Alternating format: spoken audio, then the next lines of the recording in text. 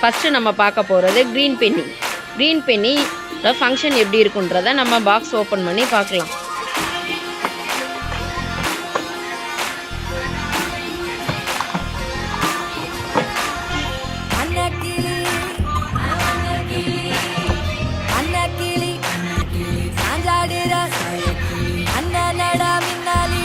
Three pieces pack green Penney.